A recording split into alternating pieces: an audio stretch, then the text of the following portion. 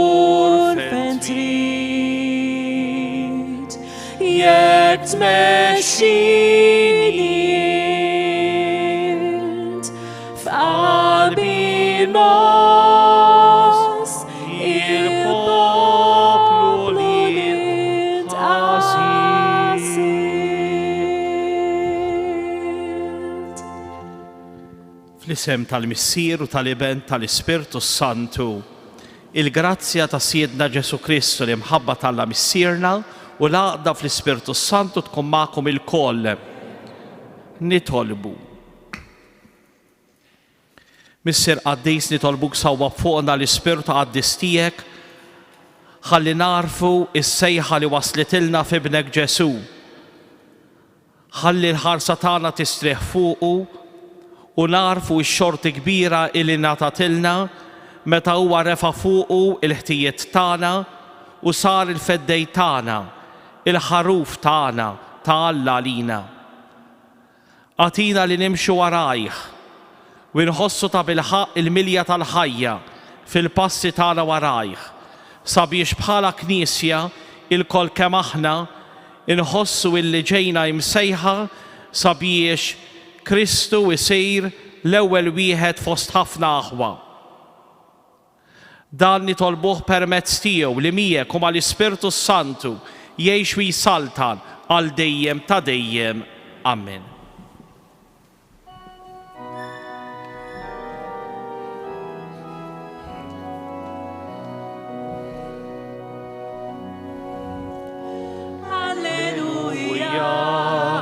Alleluja, alleluja, alleluja, alleluja, alleluja.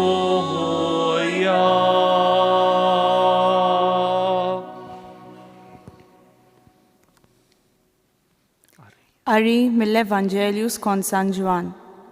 F'dak iż-żmien Ġwanni kien hemm ma' 2 mid-dixxipli tiegħu. Ħares lejn Ġesu li kien għaddej minn hemm u qal: Araw il-ħaruf tal-Alla. Iż-żewġ dixxipli semgħu jgħidan u marru wara Ġesu. Ġesu dar u raw mexxin warajh u qalilhom: Xi tridu? Iżda huma staqsew: Rabbi, li tfisser Mgħallem, fejn toqgħod? U weġibhom: Ejjew u taraw. U marru miegħu u raw fejn kien joqgħod u dakinhar baqgħu miegħu. Kien ħabta tal-4 ta' wara nofsinhar. Wieħed mit-2 li semgħu x'kien qal Ġwanni u marru wara Ġesu kien indri, ħux Xmun Pietru. L-ewwel ma għamel mar isib lil ħuh Xmun u qallu: Sibna l-Messija li tfisser Kristu. U ħadu għand Ġesu. Ġesu ħares lejh u qallu: Inti Xmun bin Ġwanni, inti tissejjaħ Kefa jew Pietru. Il-kelma tan-mulej. Ir-rodd fħejli la Kristu.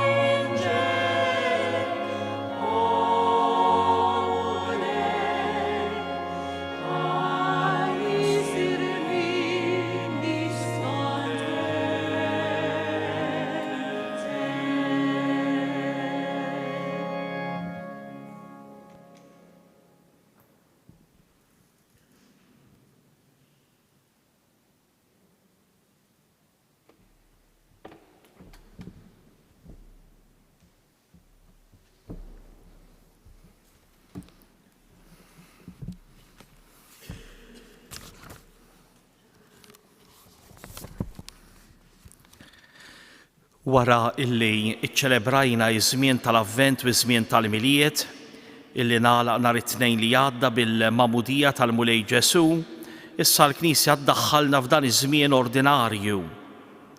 Żmien illi itul sa jum ras ir-Ramdan huwa pjuttost żmien qasir ħafna. U allura dan il-ħadd it-tieni ħadd ta' żmien ordinarju qegħdin nidħlu f'dal perjodu qasir li matulu l-kelma ta' Alla xi ftit jew ħafna sejra tindirizzana biex nirriflettu fuq il-mixja tagħna bħala dixxiepli, fuq il-passi tal-imgħallem tagħna Ġesu. U allura s-siltiet tal-Vanġelu kull nhar ta' ħadd sejrin iwassluna biex nirriflettu ftit jekk aħniex ta' bilħaq dixxiepli ta' veru, jekk aħniex dixxiepli fidili lejn l-imgħallem tagħna Ġesu, jew jekk hemm il-darba nniex xi mgħallem ieħor illi inkonxjament aħna qegħdin impoġġuh qabel l-istess Ġesu innifsu. U allura s-silta tal-Vanġelu tal-lum meħuda mill-ewwel kapitlu tal-Vanġelu skont San Ġwan. Biex nifhmuha hemm bżonn illi ikollna idea f'moħħna ta' dak li għaddej fl-ewwel kapitlu tar-raba' Vanġelu tal-Evanġelista San Ġwan. L-ewwel nett għandna l-ewwel 18 vers li huma dak li sejħulu l-prologu tal-Vanġelu. Dak illi minnu hemm dak il-vers illi żgur fiċ-ċelebrazzjonijiet tal-Miliet wasal f'widnejna, l-verb ta' Alla sar bniedem u għammar fostna. Għandna dal-innu sabiħ 18 il-vers fil-bidu tal-Vanġelu ta' San Ġwan. Hemm min jgħid illi San Ġwan poġġa dal-innu fil-bidu tal-Vanġelu tiegħu għaliex huwa l-essenza tal-Vanġelu kollu. U x'aktarx poġġih fil-bidu tal-Vanġelu wara li kien kiteb il-Vanġelu kollu, eventwalment daħħal dal-innu dal-ewwel 18 il-vers fil-bidu tal-Vanġelu bħala introduzzjoni, bħala prologu, bħala sintesi ġabra fil-qosor tal-Vanġelu kollu. Imbagħad San Ġwan fl-ewwel kapitlu jgħaddi biex jagħtina 3 kwadri li l-personaġġ prinċipali tagħhom huwa Ġwanni l-Battista. L-ewwel kwadru huwa x-xhieda ta' Ġwanni l-Battista. Din is-silta qrajnija f'wieħed mill-ħdud tal-Avvent u jekk kontu hawn allura ġiet infissra lilkom f'waħda mill-Lexio Divina tal-ħdud tal-Avvent, meta delegazzjoni ta' saċerdoti u Farizej ġew mibgħuta minn Ġerusalemm sabiex jistaqsu lil Ġwanni jekk kienu wiex il-Messija u bliema awtorità kien qiegħed jagħmel fil-Ġordan. Imbagħad wara dik ix-xena fejn Ġwanni jiddeskrivi lilu nnifsu b'dak li mhux, anzi aktar jitkellem u jidentifika lil dak li kellu jiġi warajh il-Messija, għandna silta oħra qasira fejn Ġwanni bħal donnu jinsab waħdu imma fil-preżenza ta' Ġesu. U quddiem il-figura ta' Ġesu joħroġ minn fommu xi ħaġa illi Ġwanni wasal għalija frott tar-riflessjoni tiegħu. Kien hemm warajja esperjenza fejn huwa verament għaġen il-persuna ta' Ġesu, stħarreġ il-persuna ta' Ġesu, irrifletta arbel il-persuna ta' Ġesu u wasal għal din il-verità. Quddiemu qal araw il-ħaruf ta' Alla li jneħħi id-dnub tad-dinja. Imbagħad il-ġurnata ta' wara għandna s-silta tal-Vanġelu tal-lum. Fejn din id-darba Ġwanni, din id-darba mhux iktar waħdu, imma fil-preżenza ta' 2 mid-dixxiepli tiegħu jerġa' l-darb'oħra jistqar dak li stqar il-jum ta' qabel, imma din id-darba kif diġà qed fil-preżenza ta' dawn iż-żewġ dixxiepli jgħidilhom araw il-ħaruf ta' Alla. Bħal donnu Ġwanni il-Battista dik l-iskoperta li kien għamel fuq Ġesu il-jum ta' qabel issa iktar u aktar qiegħda tissaħħaħ fih tant li huwa tant żgur minnu nnifsu illi għaddija lil dawn iż-żewġ dixxiepli tiegħu. jgħidilhom araw il-ħaruf ta' Alla. U allura mbagħad tibda s-silta tal-Vanġelu tal-lum. Għalfejn qed ngħid dan kollu? Għaliex jekk hemm il-darba San Ġwan beda l-Vanġelu tiegħu propju b'dawn it-tliet ċeni iffokati fuq Ġwan il-Battista, kien hemm raġuni għalfejn jagħmel dan.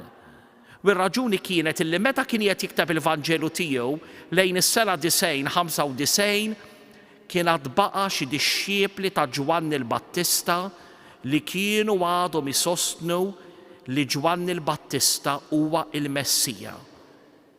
Kienu għadhom mexjin u qisu lil Ġwan il-Battista bħala li mgħallem tagħhom. Wara 60 sena illi Ġwan il-Battista ġie maqtul, kienu għadhom b'xi mod jirreferu għalih. U kienu għadhom dawn id-dixxiepli ta' Ġwan il-Battista kif jgħid il-Malti mas-saqajn. Kienu għadhom f'kuntatt mal-komunità nisranija. U Ġwanni li jikteb ir-raba' Vanġelu iħoss li għandu jiċċara fil-bidu tal-Vanġelu tiegħu x'inhuwa r-rwol ta' Ġwan il-Battista biex ma jkunx hemm dubju jew nuqqas ta' ċarezza sa fejn jasal Ġwanni u x'kien ir-rwol uniku illi kellu Kristu. Ġwanni huwa kompletament orjentat lejn Kristu. Min waqaf ma' Ġwanni ifisser li għadu ma daqx lil Kristu, għadu ma daqx il-Vanġelu, għadu ma daħalx u ma laqax fil-ħajja tiegħu ir-rivelazzjoni sħiħa tal-verb ta' Alla, tal-kelma ta' Alla li saret bniedem fil-persuna ta' Ġesu. U allura San Ġwan l-Evanġelista qiegħed jinsisti fuq dan f'dawn ix-xeni u għalhekk din l-importanza li jagħti lil Ġwan il-Battista. Mhux biss, imma dawn l-ewwel episodji, inkluż l-episodju ta' wara t-tieġ ta' Kana, Ġwan il-Battista, Ġwan l-Evanġelista huwa ħafna attent illi jagħtina il-kronoloġija tal-ġranet. Il-kronoloġija tal-ġranet. Ovvjament is-silta li smajna fil-Vanġelu skont il-lezzjonarju taqbiża din, għaliex il-lezzjonarju dejjem għandu dejjem l-istess bidu, l-istess inċipit f'dak iż-żmien. Imma kif tmorru ssibu l-Vanġelu li għandkom id-dar, issibu il-jum ta' wara, jiġifieri l-ġurnata ta' qabel, Ġwanni kien qal fil-preżenza ta' Ġesu li Ġesu għal ħaruf ta' Alla li jneħħi d-dnub tad-dinja. Wissa l-ġurnata ta' wara ħajerġa' jtenni dan il-kliem imma din id-darba fil-preżenza ta' tnejn mid-dixxiepli tiegħu. Ftit kliem San Ġwan fl-ewwel żewġ kapitli fassal 6 ijiem. 6 ijiem. U dan ifakkarna li anke l-ewwel ktieb tal-Iskrittura, l-ktieb tal-Ġenesi, għandu 6 ijiem li matulhom Alla jagħmel il-ħolqien. Dak kien il-bidu tal-ħolqien. Immissa għandna bidu ġdid. Il-bidu ta' dinja ġdida, il-bidu ta' umanità ġdida li il-mudell tagħha huwa il-verb li sar laħam, li sar bniedem u li jinsab jammar fostna u li hemm bżonn li aħna narfu li l-kol kemm aħna ipprogrammati għalih u skont l-umanità tiegħu. Kull bniedem ikun ta' bilħaq bniedem daqskemm ifittex li jiffittja fil-persuna ta' Ġesu. Ħanaraw daqsxejn mill-qrib din is-silta wara illi poġġejnija fil-kuntest tal-ewwel kapitlu tal-Vanġelu skont San Ġwan. L-ewwel nett Ġwan il-Battista kellu id-dixxiepli tiegħu li kienu jsegwuh. Kien hemm qaċ fil-poplu Ludi, qaċ fejn il-bniedem ifittex u jsib sens għal ħajja tiegħu. Il-bniedem il-qalb tiegħu għandha ħafna xewqat, għandha ħafna ambizzjonijiet, hija miftuħa l-infinit. Imma skont li ma' għajn sejjer jirrikorri għal bniedem, sejjer jaqta' l-qaċ illi hemm fil-qalb tiegħu. U allura Ġwan il-Battista li d-dixxiepli tiegħu ma jorbothomx miegħu.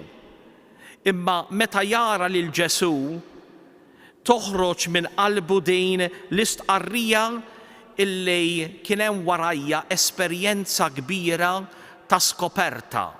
jgħidilhom araw il-ħaruf ta' Alla. Issa il-Vanġelu jgħidilna ħares lejn Ġesu. L-Evanġelist huwa tant preċiż, ma jgħidilniex sempliċement ra lil Ġesu, imma juża l-verb enblepo, verb li huwa kompost, jiġifieri li verament tiffissa l-ħarsa tiegħu. Il-ħarsa ta' Ġwanni fuq Ġesu ma kinitx ta' mexxu suq ġerri, sempliċement ra lil Ġesu, imma hija ħarsa riflessiva, ħarsa li tmur lil hemm minn dak li jidher, ħarsa li tmur lil hemm minn kull ħarsa oħra ta' kwalsiasi bniedem ieħor. U x'jaraf Ġesu? Il-ħaruf ta' Alla. U wieħed ta' paċi jimmeravilja ruħu kif Ġwanni il-Battista jiddefinixxi lil dak li huwa jara qudiemu l-iskoperta li jagħmel propju b'dan il-mod, il-ħaruf ta' Alla. Kien hemm ħafna tixbijat fl-Iskrittura mqazza, Ġwanni kien mitħla tal-Iskrittura, madankollu jgħid dan huwa l-ħaruf ta' Alla. U biex nifhmu din it-tixbija għandna żewġ episodji fl-Antik Testament. L-ewwel nett l-episodju tal-Esodu. Il-festa tal-Għid meta Alla ordna lil Mosè li kull familja tal-Lut ġewwa l-Eġittu toqtol ħaruf ta' sena mingħajr ma jiksru l-ebda għadma u bid-dem tiegħu kellhom jimmarkaw il-blata tal-bibien tal-familji Lut ġewwa l-Eġittu. U dik il-lejla meta għadda l-anġlu tal-kastik, kull fejn ra dan id-dem baqa' għaddej u daħal biss fid-djar tal-Eġizzjani. Għaldaqstant id-dem tal-ħaruf kien ta' protezzjoni għal familji Lut. Id-dem tal-ħaruf ħeles lil poplu Ludi mill-illa ta' dan il-kastik illi waqa' fuq l-Eġittu, partikolarment fuq l-ewwel wild tal-bnedmin u tal-annimali, inkluż l-ewwel wild tal-farawn innifsu. U allura l-ewwel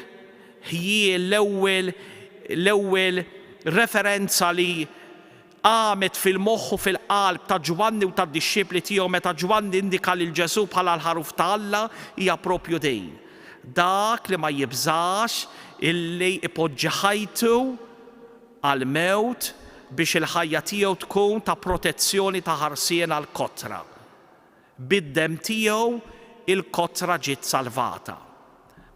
Imma mhux biss, għandna wkoll il-profeta Iżajija illi għandna sezzjoni fih tal-profeta Iżajija fejn il-profeta jagħtina 4 nijiet. Normalment naqrawhom fil-liturġija matul il-jiem tal-ġimgħa mqazza, bl-aħħar waħda tinqara fiċ-ċelebrazzjoni tal-adorazzjoni tas-salib nhar il-jum tal-ġimgħa l-kbira, fejn hemmhekk il-profeta Iżajija jimmaġina figura illi mhix identifikata ta' xi ħadd li jiġi mxebbaħ mal-ħaruf, bħal ħaruf meħud għall-qatla. Fit min iġizzu, ma fetaħx fommu. U allura meta Ġwanni jindika lil Ġesu bħala l-ħaruf ta' Alla, dritt fil-moħħ u l-immaġinazzjoni ta' dawk li semgħuh jirreferu għal profeta Iżajija. Dak li kellu jitabba bil-pejs tal-oħrajn, ikun għaddej tal-oħrajn, jagħti ħajtu u dan jagħmlu fatitudni ta' umiltà kbira, fatitudni ta' u fi spirtu ta' qadi. Interessanti illi bl-Aramajk il-kelma ħaruf u l-kelma għaddej għalihom it-tnejn tintuża kelma waħda, il-kelma tal-ja. U allura Ġwanni il-Battista li kien jitkellem u jipriedka bl-Aramajk, meta huwa tkellem u qal araw it-talja ta' Alla, id-dixxiepli f'moħħhom u f'widnejhom u f'qalbhom semgħu tidwi l-kelma araw il-ħaruf ta' Alla, araw il-qaddej ta' Alla. Ovvjament Ġwanni l-Evanġelista jikteb bil-Griek, il-Griek għandu aktar kliem mill-Aramajk u allura għandu kelma għal ħaruf u kelma għal qaddej. fil-kastana jażel il-kelma ħaruf, araw il-ħaruf ta' Alla. Imma meta l-sena San Ġwan dawk li semgħuh kienu qegħdin jarfu f'Ġesu il-ħaruf illi b'demmu sejjer isalva u jipproteġi u l-qaddej li sejjer jaqdi lill-umanità kollha. U allura araw il-ħaruf ta' Alla. Din id-darba Ġwanni ma jkomplix jgħid li jneħħi id-dnub tad-dinja. Din it-tieni stqarrija tiegħu l-Evanġelista jħallija barra. Li jneħħi mhux li jaħfir. Li jneħħi li jiknes kompletament dan id-dem ta' dan il-ħaruf, dan il-qadi li sejjer joffri dan il-ħaruf, sejjer kompletament jneħħi kull akkuża li jista' jkun hemm fil-konfront tal-bniedem. U dawn iż-żewġ dixxiepli semgħuh jgħid dan u marru wara Ġesu. Mela hawnhekk sejra tibda l-ewwel ħolqa ta' katina ta' moviment illi għandna fis-silta tal-Vanġelu. Mela dawn kienu ma' Ġwanni l-Battista, x'ħejn semgħu lil Ġwanni jitkellem b'dan il-mod, għaddew dit-darba għal Ġesu. Ħallew li mgħallem tagħhom Ġwanni l-Battista u mingħajr nofs qalb marru wara Ġesu, jiġifieri saru dixxiepli ta' Ġesu. Interessanti li waqt il-Vanġeli l-oħrajn, partikolarment San Mark u San Luqa, jippreżentawna is-sejħa tal-ewwel dixxiepli, Ġesu li jsejħilhom. Ħanisimgħuh il-ħadd li ġej, isejħilhom biex minn sajjieda tal-ħut jagħmilhom sajjieda tal-bnedmin. Fil-każ ta' San Ġwan l-Evanġelista m'għandniex sejħa, m'għandniex lil Ġesu li jsejjaħ, imma għandna biex ngħidu hekk attrazzjoni. Ġesu li jattira, Ġesu li huwa bħal kalamita li jiġbed lejh lil dawn l-ewwel żewġ dixxiepli. Bħal donhom dawn iż-żewġ dixxiepli sejrin ifittxu jistħarġu biex jaraw jekk verament Ġesu jaqtax il-għaġġ, l-ambizzjoni, ix-xewqa, t-tiftixa li kien hemm fil-qalb tagħhom. Jekk verament Ġesu hux dik l-iskoperta li sejjer jagħti sens lil ħajja kollha tagħhom. Kif Ġesu kien l-iskoperta ta' Ġwanni l-Battista u ta' sens lil ħajja kollha tiegħu. U allura dawn iż-żewġ dixxiepli jmorru għand Ġesu. Tajjeb li ngħidu illi kien hemm ħafna figuri oħra fl-Antik Testament illi jimmeraviljawna. Pereżempju għandna lil Ġakob li jara dak is-sellum. Imma Ġwanni l-Battista ma qalx araw is-sellum ta' Alla. Jew inkella kien hemm il-figura ta' David. David kien jissejjaħ Iljun qawwi minn ta' Ġuda għax kien bniedem ta' karattru u ta' personalità qawwija. Imma x'hemm minn dan? Dan huwa ħaruf illi jesprimi il-personalità ġwejda u tenera tiegħu li sejjer ipoġġi ħajtu b'libertà sħiħa għal kotra. Ġesu dar u rawhom mexxin warajh u qalilhom xi tridu. Mela Ġesu jiftaħ fommu għall-ewwel darba fil-Vanġelu skont San Ġwan u l-ewwel direct speech illi aħna għandna fil-Vanġelu skont San Ġwan fuq fom Ġesu huwa proprju din. Xi tridu? Xi tridu? X'edin tfittxu minn għandi? Għalfejn ġejtu warajja? Fi ftit kliem Ġesu huwa dak li jistimula lilna ħalli nippreċiżaw dejjem aktar x'inhuwa l-bżonn veru li hemm fil-fond tal-qalb tagħna. Aktar ma nisimgħu lil Ġesu jkellimna, aktar Ġesu jippreċiża u jiċċaralna x'inhuma l-vera bżonnijiet tagħna. Li wieħed jgħaddi biex isir dixxieplu ta' Ġesu ifisser illi wieħed jidħol f'ċertu riskju. Li wieħed iħalli l-ħajja passata tiegħu, li jagħmel żewġ passi l qudiem u żewġ passi l qudiem li huma azzardati, riskjużi. Madankollu dan ir-riskju huwa mejjun min-naħa ta' Ġesu. Xi tridu?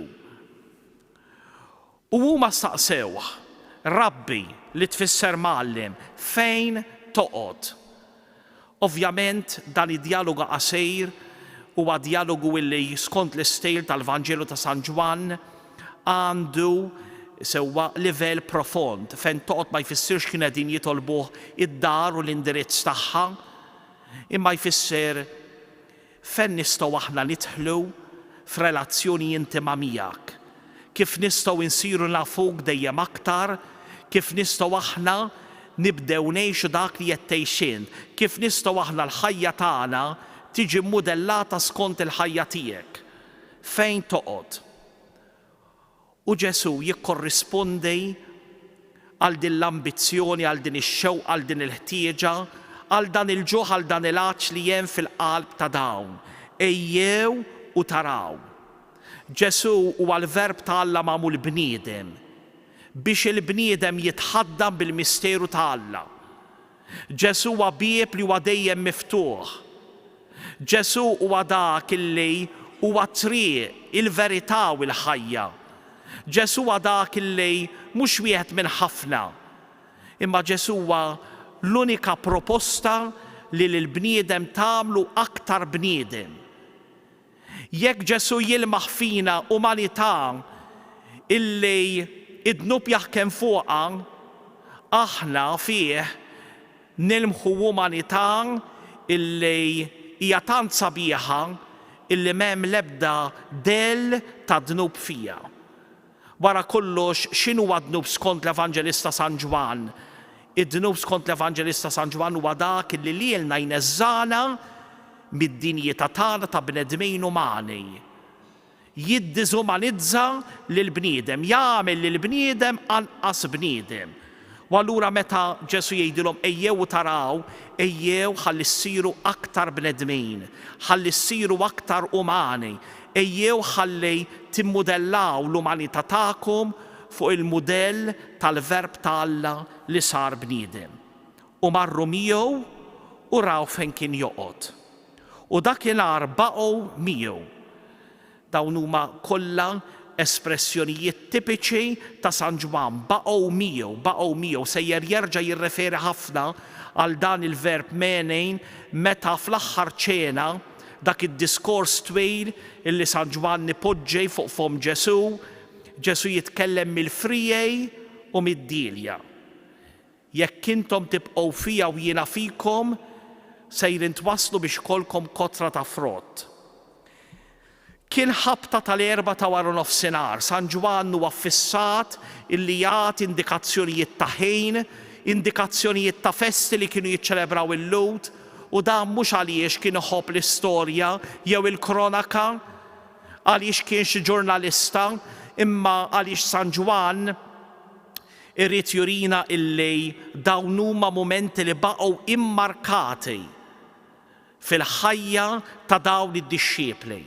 Bħal żewġ innamrati li jiltaqgħu l-ewwel darba flimkien u dik l-ewwel laqgħa, dik l-ewwel ċirkostanza, dak l-ewwel post fejn iltaqgħu flimkien jibqa' mmarkat fit-tifkira u fil-memorja tagħhom.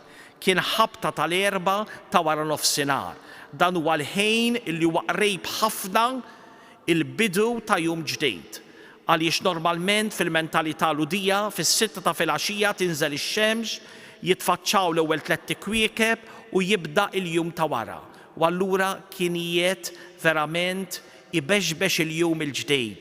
Verament kienu sabu skop ġdid għal ħajja tagħhom. Kienu sejrejn jitwieldu mill-ġdid. Niftakru li anke dan kien qalu San Ġwan fl-innu tal-bidu tal-Vanġelu, dawk li jitwieldu mhux mid-demm, imma li jitwieldu frott tar-rieda ta' Alla, li jerġgħu isibu l-okkażjoni li jerġgħu ikollhom il-grazzja li jimmudellaw lilhom infushom mill-ġdid fuq Ġesu. Hekk ġralhom dawn iż-żewġ dixxiepli. Wieħed mit-tnejn li semgħu x'kien qal Ġwanni u marru wara Ġesu kien Indrej u Xmon Pietru. Ħadd kompli l-ħolqa li taqqad f'timkien din il-katina, din l-esperjenza li tgħaddi minn wieħed għal ieħor kemm hu sabiħ illi l-esperjenza li aħna nġarbu ta' Kristu hija tant kbira illi hija inkontenibbli. Ma nistgħux aħna nżommu għalina. min natura tagħha timbuttana biex noħorġu u nwasslu dak li ġarrabna lil ħaddieħor. U tant aħna nkunu ġarrabnieh illi nkunu dixxiepli li nitwemnu. U allura dan indri javviċina lil ħoħ xmum Pietru. L-ewwel ma għamel marsab lil ħoħ xmun u qallu sibna il-Messija li tfisser Kristu. Dinja biex ngħidu hekk stqarrija oħra fuq dik ta' qabel, għax qabel kienu sejħulu Mallim. Issa din id-darba qallulu sibna il-Messija. Il-Messija huwa dak illi ġie moti fidejh il-missjoni illi joħroġ fil-wisa lil bniedem li huwa imxekkel, li huwa mjassar, li huwa fid-dnub, li huwa magħluq fiċ-ċella. U ħadu għan Ġesu. Tkompli din il-konkatenazzjoni din il-modija. Ħadu għan Ġesu. Għaw ħafna minnkom ġenituri kelkom il-grazzja li tieħdu għan Ġesu lill-uliedkom, lill-uliedkom. Din hija is-sejħa tal-ħajja nisranija. Ġesu ħares lejh. Għat-tieni darba nerġgħu insibu dan il-verb kompost. Qabel kien għal Ġwanni l-Battista li ħares lejn Ġesu, issa Ġesu li ħares lejn xmun. En blepo ħares lejh. U x'għaraf f'dan xmuni? Għaraf l-identità il-ġdida li sa issa kienet moħbija, minsija, mixmurija, mhix rivelata lil xmun bin Ġwanni. Imma li issa Ġesu sejjer idawwala bil-preżenza tiegħu, bil-misteru tiegħu li sar bniedem fostna. Inti tissejjaħ Kefa jew Pietru. Fi ftit kliem jgħidlu inti tkun ġebla. Il-missjoni li Alla assenjalna hija missjoni li aħna rridu niskopruha daqskemm aħna nkunu qrib ta' Ġesu. Ġesu jgħin lil kull wieħed minna jiskopri jiċċara l-missjoni illi Alla l-missier qed jafda lil kull wieħed kull waħda minna.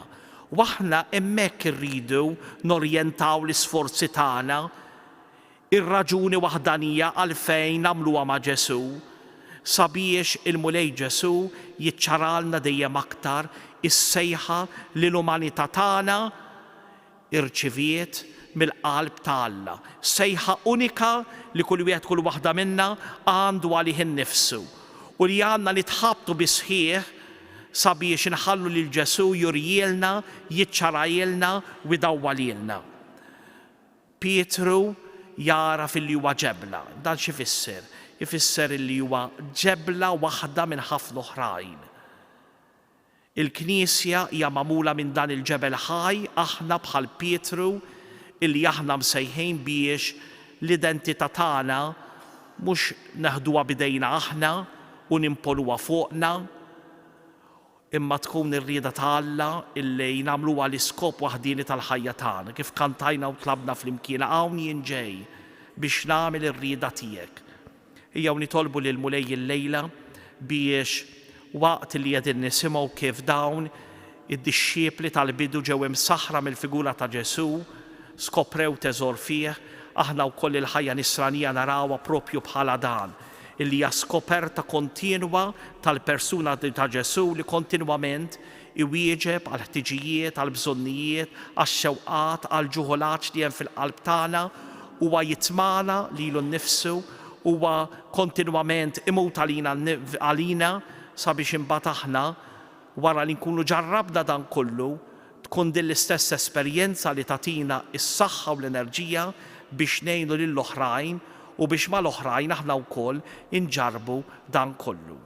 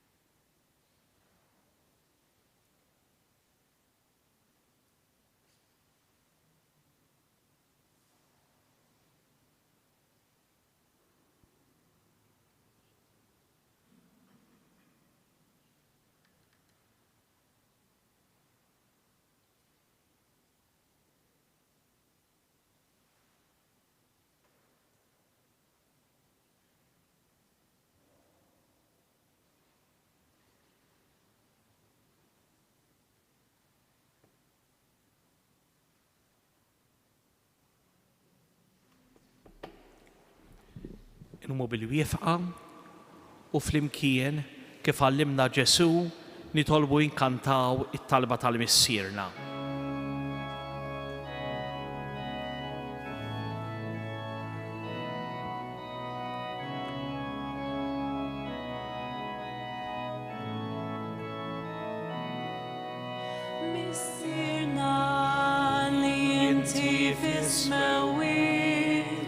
Jitqaddes l-isem tiegħek, jitqaddes l-isem tiegħek, tiġi saltnatek, ikun dak li trid inti, ikun dak li trid inti, fis-sema hekk fl-art.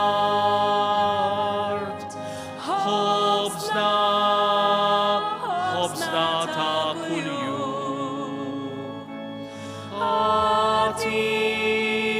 Atina l-lum, aħfrilna jitlubiet tagħna, aħfrilna jitlubiet tagħna, ħalma aħna l-kol naħafru lil min ħatijana la daħalniex f'ebda tiġrib, iżda ħlisna min kull deħni missierna.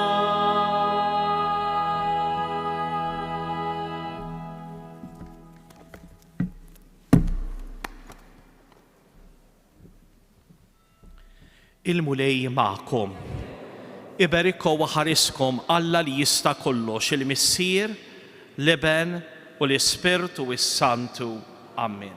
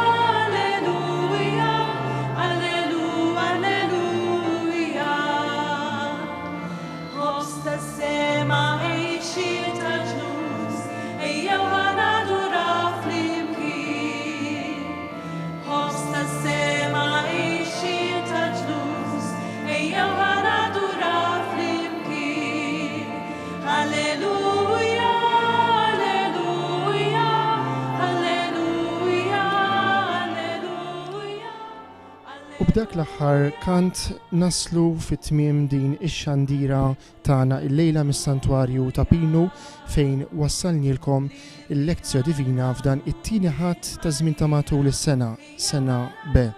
Issa l-lezzja divina kif diġà fżajna drabi oħra tkompli kull nhar ta' ħadd filgħaxija fis-6:30 ta' filgħaxija mis-santwarju ta' Pinu minn biblisti differenti. Grazzi li naqgħodtu magħna kemm jekk permezz tal-mezzi soċjali, kemm permezz tar-radju jew it-televiżjoni. Qabel niġu fit-tmiem ta' din ix-xandira nixtiequ nfakrukom mhux biss illi l-lezzja divina tkompli kull nhar ta' ħadd kif tistgħu anki taraw fuq l-screens tagħkom u li tistgħu wkoll tfittxu Lexio Divina ta' qabel minn fuq il-YouTube jew il-Facebook ta' Djoċesi tagħna, imma li bħalissa propju fid-Djoċesi ta' Għawdex u għal dawk kollha interessati fil-qari speċjalment dwar il-Gżira Għawdxija qegħdin jinġabru l-abbonamenti għar-rivista Djoċesana Il-Ħajja f'Għawdex. Intom tistgħu tabbonaw jew iġġeddu l-abbonament tagħkom jekk intom interessati f'materjal dwar Għawdex, rivista li toħroġ kull xahar, u dan tistgħu tagħmluh billi tiktbu ċek ta' €21 u tibatuh lil rivista Il-Ħajja f'Għawdex, Lumen Christi Media Center, Triq Fortunato Mizzi, Victoria Għawdex. Jekk intom minn Għawdex tistgħu twasslu l-abbonament direttament fl-uffiċċju parrokjali u kif qed taraw hemm ukoll id-dettalji tistgħu tħallsu permezz ta' trasferiment bankarju jew Revolut. Grazzi ħafna li inaqadtu magħna għal din ix-xandira, l-appuntament huwa għal bħallum ġimgħa fl-istess ħin sakemm niltaqgħu dakinhar il-kumplament tas-serata it-tajba.